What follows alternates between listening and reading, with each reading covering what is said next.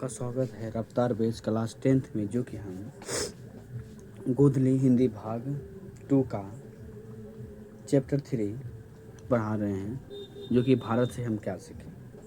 इसका अपन हम परिचय पढ़ रहे हैं। उसके बाद अगली क्लास में इसका हम पूरा कहानी पढ़ेंगे। स्टार्ट करते हैं। मैक्स मूलर, यानी हम भारत से हम क्या सीखे कि लेखक को है मैक्स मूलर है। ठीक, अब इस चैप्टर को हम स्टार्ट करते हैं। विश्वविख्यात विद्वान फ्रेडरिक मैक्स मूलर का जन्म आधुनिक जर्मनी के डेसाउ नामक नगर में 6 दिसंबर 1823 ईस्वी में हुआ था। यानी मैक्स मूलर का पूरा नाम फ्रेडरिक मैक्स मूलर है, जो कि इनका जन्म जर्मनी के डेसाउ नामक नगर में 6 दिसंबर 1823 ईस्वी में हुआ था। जब मैक्स मूलर 4 वर्ष के हुए, उनके पिता विलहेल्म मूलर नहीं रहे। यानी जब मैक्स मूलर का पिता का मृत्यु हो गया, यानी मैक्स मूलर जब 4 वर्ष के थे तो उनके पिताजी का मृत्यु हो गया, जो कि पिताजी का नाम विलहेल्म मूलर है। पिता के निधन के बाद उनके परिवार की आर्थिक स्थिति बहुत ही दयनीय, यानी दयनीय मतलब बहुत गरीब हो गई। फिर भी मैक्स मूलर की शिक्षा दीक्षा बाधे नहीं, फिर भी उसने पढ़ाई लिखाई को बंद नहीं किया। बचपन में ही वे संगीत के अतिरिक्त ग्रीक और लैटिन भाषा में निपुण हो गए। यानी मैक्स मूलर बचपन से ही संगीत के अतिरिक्त ग्रीक और लैटिन भाषा में निपुण हो गए थे तथा लैटिन में कविताएं भी लिखने लगे। यानी लैटिन में भी कविताएं लिखने लगे।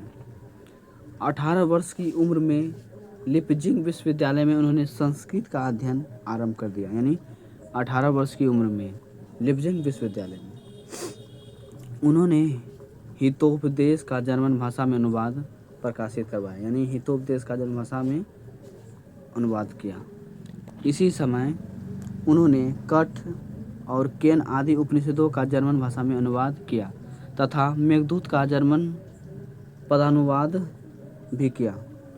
मैक्स मूलर उन थोड़े से पाश्चात्य विद्वानों में अग्रणी माने जाते हैं जिन्होंने वैदिक तत्व ज्ञान को मानव सभ्यता का मूल स्रोत माना।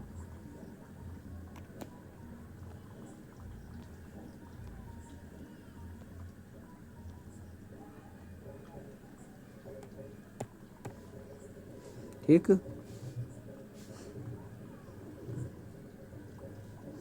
स्वामी विवेकानंद ने उन्हें वेदांतियों का भी वेदांती कहा। ऑब्जेक्टिव में पूछ सकता है कि स्वामी विवेकानंद ने मैक्स मूलर को क्या कहा? वेदांतियों का भी वेदांती कहा। उनका भारत के प्रति अनुराग जग जाहिर है। उन्होंने भारतवासियों के पूर्वजों की चिंतन राशि को यथार्थ रूप में लोगों के सामने प्रकट किया। उनके प्रकांड पांडित्य से प्रभावित होकर सम्राज्ञी विक्टोरिया ने 1866 ईस्वी में उन्हें अपने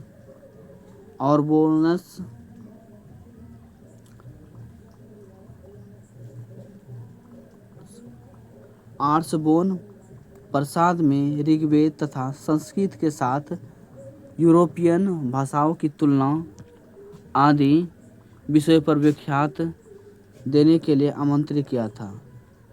यानी पूछ लेगा कि महारानी विक्टोरिया ने कब मैक्स मूलर को पुरस्कृत किया था? 1868 ईस्वी में। उस भाषण को सुनकर विक्टोरिया इतनी प्रभावित हुई कि उन्हें नाइट की उपाधि प्रदान की। यानी मैक्स मूलर को महारानी विक्टोरिया ने किस चीज़ की उपाधि दी? नाइट की उपाधि। किंतु उन्हें यह पदवी अत्यंत तुच्छ लगी।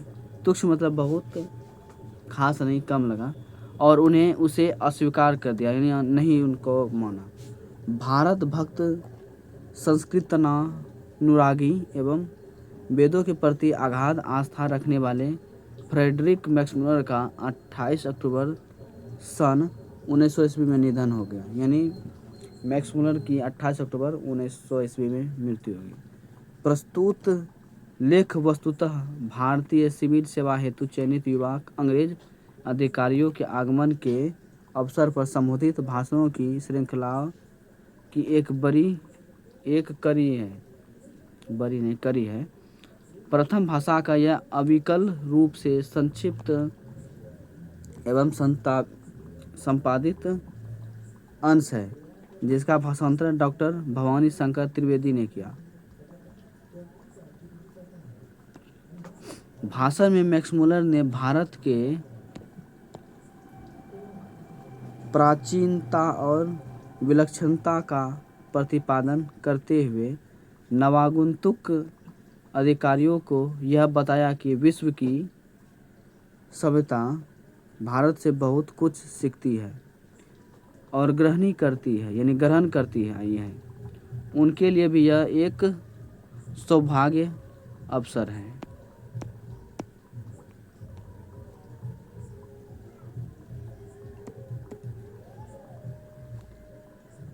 कि वे इस विलक्षण देश और उसकी सभ्यता संस्कृति से बहुत कुछ सीख जान सकते हैं।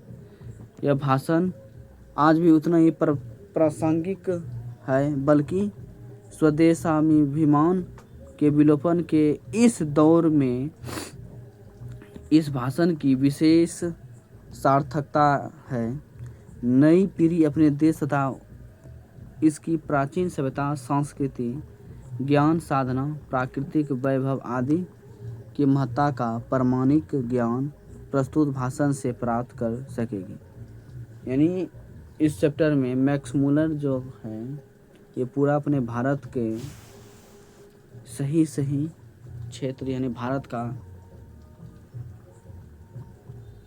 बताया गया है, जो कि मैक्समुलर का जन्म जर्मनी के डेसाउ नामक नगर में हुआ था, जो कि मैक्समुलर का पिताजी 4 वर्ष की उम्र में ही गुजर गए।